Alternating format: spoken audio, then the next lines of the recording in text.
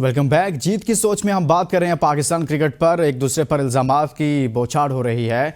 बाबर आजम के वालिद अपने बेटे की दिफा में सामने आए हैं, उस पर भी बात करेंगे, लेकिन ब्रेक पर जाने से पहले एक सवाल मैंने हसनैन लियाकत से किया था, उन्होंने जवाब का आगाज़ किया था और जहां से आगाज़ किया था मैं चाहता हूं वहीं से जहां पर उन्होंने छोड़ा था वहीं से आगाज़ करें। मेरा सवाल कुछ यूँ था कि पाकिस्तान क्रिकेट में एक तो जैसन गिलेस्पी ने कहा कि फ़लाँ फ़लाँ ऐसे है, लेकिन इसके अलावा भी क्या और भी जोकर्स मौजूद हैं तो उनका आगाज़ कहाँ से हुआ, अभी कितने मौजूद हैं? हसनैन लियाकत बताइएगा जरा। अच्छा, मैं जिस तरह आपको बता रहा था ना कि पाकिस्तान क्रिकेट के साथ जोक हो रहा है, मैं मोहसिन नकवी साहब की बात कर रहा था। उनका क्रिकेट के साथ क्या ताल्लुक है? जी। वो एक तरफ वजीर दाखिला भी हैं, एक तरफ पाकिस्तान क्रिकेट बोर्ड के चेयरमैन भी हैं। ये भी पाकिस्तान क्रिकेट के साथ एक जोक है। फिर एक न्याजी साहब है, खुरम न्याजी साहब, वो डायरेक्टर डोमेस्टिक हैं। उनका मुझे कोई बताया कि क्रिकेट के साथ क्या ताल्लुक है तो फिर मैं आपको बताऊंगा। ये तो दो तीन बड़ी पोस्टें हैं जिसका मैं जिक्र कर रहा हूं। इसके अलावा भी बहुत सारे ऐसे लोग हैं। आमिर मीर साहब हैं, अभी तक उनको मीडिया की जिम्मेदारियां दी गई हैं या जो भी जिम्मेदारियां दी गई हैं, लेकिन दूसरी तरफ और भी लोग हैं जो मीडिया को डील कर रहे हैं। इसी तरह से जो मोहसिन नकवी साहब की पंजाब की कैबिनेट है, जब वो सीएम पंजाब थे, उसका एक एक शख्स उन्होंने कोशिश किया है कि पाकिस्तान क्रिकेट बोर्ड में एडजस्ट किया जाए। और अनफॉर्चुनेटली वो क्या कहते होते हैं कि right person for the right job होता है दुनिया के दूसरे बोर्ड्स में, यहाँ पे wrong person for the wrong job होता है। अजीब और गरीब सा एक कॉन्सेप्ट बना हुआ और इसी वजह से पाकिस्तान क्रिकेट जॉब पे है कि जो भी आता है वो अपनी इस्लाहत करने की कोशिश करता है। वो सोचता है कि ये कोई ब्यूरोक्रेटिकली पाकिस्तान क्रिकेट बोर्ड को चलाएगा, लेकिन यहाँ पे इस तरह की फैसले नहीं होती। यहाँ पे जब तक क्रिकेटिंग माइंड नहीं आएगा, आप अपनी टीम में देख लीजिए, अलीम डार साहब इज योर सिलेक्टर। आप अपनी टीम में देख लीजिए, Hasan Cheema is your selector, जो कि डाटा एनालिस्ट होना चाहिए, वो आपका सिलेक्टर है। तो आपकी क्रिकेट में और क्या जॉब होंगे सर? सही हो गया यार। अब वाकई में आपने बहुत सारे नाम ले लिए, बहुत सारी निशानदेही कर दी। मेरे ख्याल में फिर भी और भी करेंगे अब, लेकिन अभी के लिए काफ़ी है और काफ़ी ज़्यादा आपने बताया है। Well done Hasnain Liaquat. अब हम कुछ बात करेंगे किंग बाबर आजम और उनके वालिद साहब उनके दिफा में सामने आए और इस डिबेट का आगाज़ हम करेंगे शुएब जट साहब से।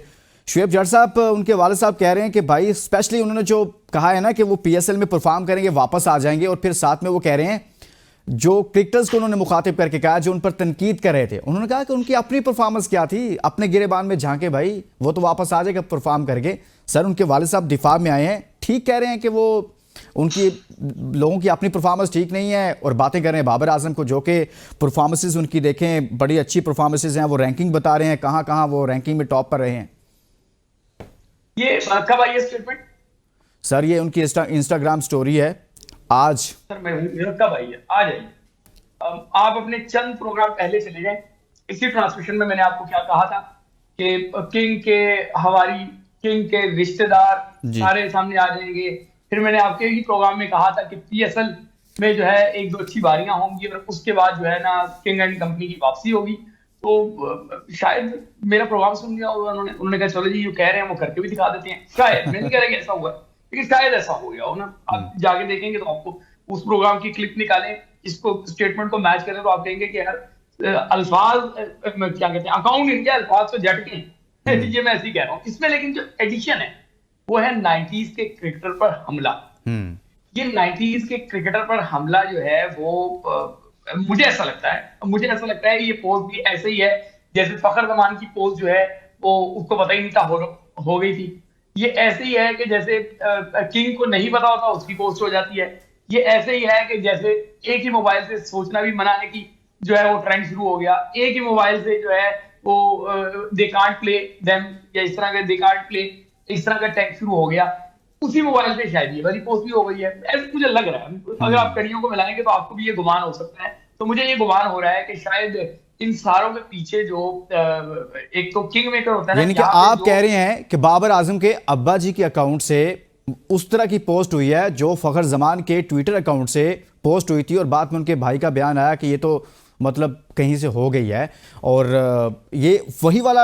लेकिन इधर से ऐसा बयान नहीं आएगा, इधर से ऐसा बयान नहीं आएगा। लेकिन मुझे ऐसा लगता है कि वही कीपैड उसमें यूज हुआ है जो फखर जमान के लिए यूज हुआ था, या जिस कीपैड से ये चला था कि जी सोचना भी मना है, जब इनको हटाने की बात हो रही थी बाबर एंड रिजवान को, या जिस टाइम एक ट्रेंड चला था कि दे कांट प्ले देम, ठीक है ना, इंडिया के लिए इस्तेमाल हुआ था कि वो पाकिस्तानी बॉलर्स को खेल नहीं सकते। मुझे ऐसा गुमान हो रहा है कि शायद ये भी वहीं से हो रहा हो।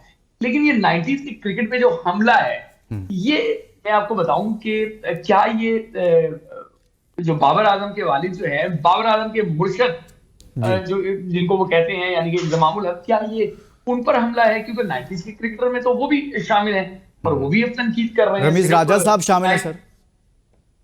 चले वो तो उनके घर की मामला है ना, उसमें मैं ज्यादा नहीं बोलना चाहूंगा।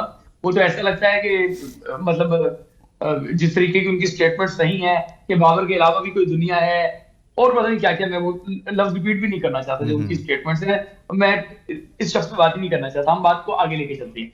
90s के क्रिकेटर्स पे आप अटैक कर रहे हैं, ये अटैक सिर्फ और सिर्फ तवज्जो हटाने के लिए कर रहे हैं। ठीक है, आप 90s के क्रिकेटर्स के करीब तर भी अगर अपनी परफॉर्मेंसेस दिखा दे तो हम मान लें। आज जो हम भारत की बात करते हैं कि पाकिस्तान भारत से लीड कर रहा है, तो वो 90s के क्रिकेटर ने ही परफॉर्म करके दिया तो पाकिस्तान लीड कर रहा है। आज हम दुनिया में क्रिकेट की लेगेसी की बात करते हैं पाकिस्तान क्रिकेट की, तो वो लेगेसी 90s के क्रिकेटर्स ने आपको लेके दी, तभी आप जाके जो है वो करते हैं। आज पूरी दुनिया में कभी भी कोई टीम बनती है तो उसमें वसीम अकरम का नाम आता है, तो वो 90s का वसीम अकरम ही है जिसका नाम आता है। आज भी पाकिस्तान क्रिकेट में सईद अनवर का डंका बजता है तो वो 90s का क्रिकेटर नहीं था सईद अनवर। आज भी वकारियत की स्पीड को लेके बात होती है, शुएब अख्तर की स्पीड को लेके बात होती है, तो वो 90s के ही खिलाड़ी थे। मैं जितने नाम गिनवाऊंगा आप कहेंगे यार वाकई इन्होंने, मतलब किंग एंड कंपनी और इनके जो हवारी हैं या इनके रिश्तेदार हैं, इन्होंने माहौल ऐसा क्रिएट किया हुआ है पीआर के जरिए। मुझे ऐसा लगता है कि जो है वो इसमें बहुत सारी पेड कंपेन्स हैं जिनके जरिए ये कोशिश की जाती रही हमेशा से। ये इस स्टेटमेंट की बात नहीं, इससे पहले भी स्टेटमेंट, इससे पहले भी कुछ ऐसा हो रहा है हसनैन, किंग एंड कंपनी को 90s के बराबर कर दिया जो नहीं। फिर मैंने क्लोजिंग के लिए जाना है। हसनैन आप इस पर कमेंट कर दें, उनके वालिद साहब की जानिब से जो बयान सामने 30 सेकंड। जी जी कमेंट करूंगा। 92 में आपने वर्ल्ड कप जीता, 90s के क्रिकेटर ने जितवाया, 96 में आप क्वार्टर फाइनल के लिए उन्हीं क्रिकेटर्स ने आपको क्वार्टर फाइनल खिलवाया, 99 में आप फाइनल के लिए उन्हीं क्रिकेटर्स ने खिलवाया। 2003 में वो क्रिकेटर जब साउथ अफ्रीका में वर्ल्ड कप नहीं जीत सके तो उन सबका कैरियर दांव पे लग गया था। आपकी ये जो किंग बने हुए जिनके वालिद साहब आके इनको डिफेंड करते हैं, ये तो आपको 7 इवेंट्स हरा चुके हैं, लेकिन इनको कोई नहीं निकाल रहा। तो आप 90s के क्रिकेटर्स के बजाय अपनी परफॉर्मेंस के ऊपर ज्यादा गौर करें तो ज्यादा बेहतर होगा। अपनी अदाओं पे गौर करें, इनको अपनी अदाओं पर गौर करना चाहिए बजाय इसकी कि महाज खोल के बैठे हैं। एक तरफ आपकी परफॉर्मेंस और दूसरी तरफ इस तरह के बयान सामने आ रहे हैं और साबिक क्रिकेटर्स को मुखातिब करके कहा जा रहा है कि आप कौन होते हैं इस तरह की बात करने वाले, अपनी परफॉर्मेंस को देखें। अगर उनकी परफॉर्मेंस को देखा जाए तो फिर आपके गिरेबान में भी कुछ नहीं बचेगा। इसके साथ इजाजत दीजिए और अपना बहुत सारा ख्याल रखिए। अल्लाह हाफिज।